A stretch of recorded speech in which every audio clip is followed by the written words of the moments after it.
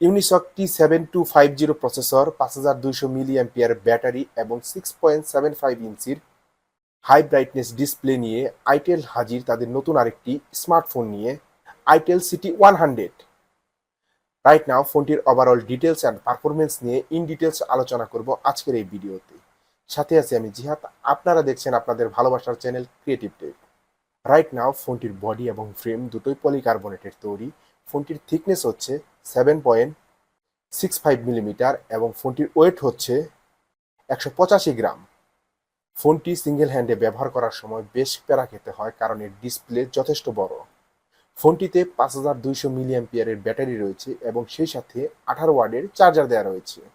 ফোনটি যদি আপনারা একবার ফুল চার্জ করে নেন এবং আপনারা যদি হালকা পাতলা ইউজ করেন, তাহলে 2 দিন পর্যন্ত ব্যাটারি ব্যাকআপ পাবেন। তবে আপনারা যদি হেভি ইউজ করেন, অর্থাৎ লং টাইম ভিডিও দেখেন বা ইন্টারনেট ব্রাউজিং করেন বা গেমিং করেন, তাহলে ফোনটি 6 ঘন্টা ব্যাটারি ব্যাকআপ পাবেন।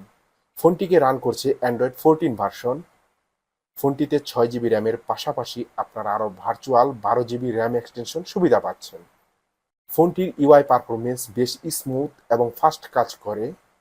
ফোনটির সাথে একটি স্পেশাল অ্যাক্সেসরিজ হিসেবে ব্লুটুথ স্পিকার রয়েছে এবং সেই সাথে একটি ব্যাক কেস রয়েছে।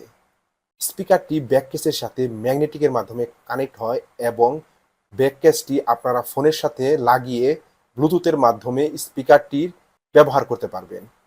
ফোনটিতে IP64 এর রেটিং রয়েছে এবং সেই সাথে 5 ইয়ার্স ফ্লুয়েন্সি সার্টিফিকেশন রয়েছে। এতে করে আপনারা প্রথম দিন কিনে যে পারফরমেন্স পাবেন, ঠিক 5 বছর পর্যন্ত একই পারফরমেন্স পাবেন, এটা আইটেল দাবি করছে। ফোনটিতে 6.75 ইঞ্চির IPS LCD প্যানেলের ডিসপ্লে রয়েছে, সেই সাথে 90 হার্টজ রিফ্রেশ রেট দেওয়া রয়েছে এবং ডিসপ্লে রেজুলেশন হলো 1600x720 পিক্সেল। ফোনটির ডিসপ্লে কোয়ালিটি যথেষ্ট ভালো, কালার অ্যাকুরেসিও আমার কাছে ঠিকঠাক মনে হয়েছে। ওভারঅল বাজেট বিবেচনায় ফোনটির রাইট সাইডে ভলিউম লকার এবং পাওয়ার বাটন রয়েছে এবং পাওয়ার বাটনে ইনক্রিমেন্ট ফিঙ্গারপ্রিন্ট স্ক্যানার রয়েছে, আর এই ফিঙ্গারপ্রিন্ট স্ক্যানার যথেষ্ট ফাস্ট অ্যান্ড স্মুথ কাজ করে। লেফট সাইডে রয়েছে সিম কার্ড ট্রে এবং ফোনটির উপরের অংশে কিছু নেই এবং ফোনটির নিচের অংশে main speaker, primary mic, USB type C charging port এবং হেডফোন জ্যাকের পোর্ট রয়েছে। ফোনটির রেয়ার প্যানেলে 13 মেগাপিক্সেলের ডুয়েল ক্যামেরা সেটআপ রয়েছে। ক্যামেরার ইমেজ প্রসঙ্গে বলতে গেলে মোটামুটি ভালো রকমের ছবি তুলতে পারে। ওভারঅল বাজেট বিবেচনায় সেটা মেনে নেওয়া যায়, তবে প্রপার লাইট কন্ডিশনে বেশ ভালো রকমের ছবি তুলতে পারে। ফোনটি দিয়ে হাই 1080p 30fps এ ভিডিও শ্যুট করা যায়। ফোনটির ফ্রন্ট ফেসিং ক্যামেরাতে 5 মেগাপিক্সেলের সেলফি ক্যামেরা রয়েছে।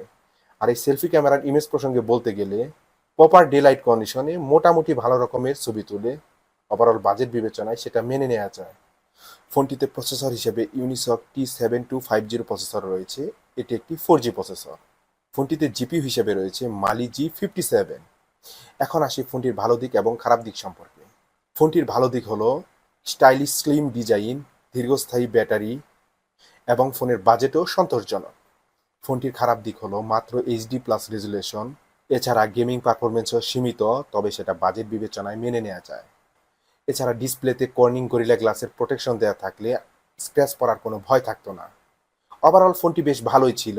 এখন আসি ফোনটি কাদের জন্য, যারা মূলত অল্প বাজেটে দীর্ঘস্থায়ী ব্যাটারি, স্লিম ডিজাইন, শুধু ভিডিও দেখবে বা টুকটাক ইন্টারনেট ব্রাউজিং করবে বা অনলাইনে ক্লাস করবে বা দৈনন্দিন কাজে ব্যবহার করার জন্য মিড রেঞ্জের বাজেটে স্মার্টফোন খুঁজছেন, তাদের জন্য আইটেল CT100 ফার্স্ট চয়েস হতে পারে। তো ভিউয়ার্স, ভিডিওটি যদি ভালো লেগে থাকে অবশ্যই একটি লাইক দিবেন এবং আপনি যদি এখন আমার চ্যানেলটি সাবস্ক্রাইব করে না রাখেন, অবশ্যই সাবস্ক্রাইব করে রাখবেন ক্রিয়েটিভ টেক। আল্লাহ হাফেজ।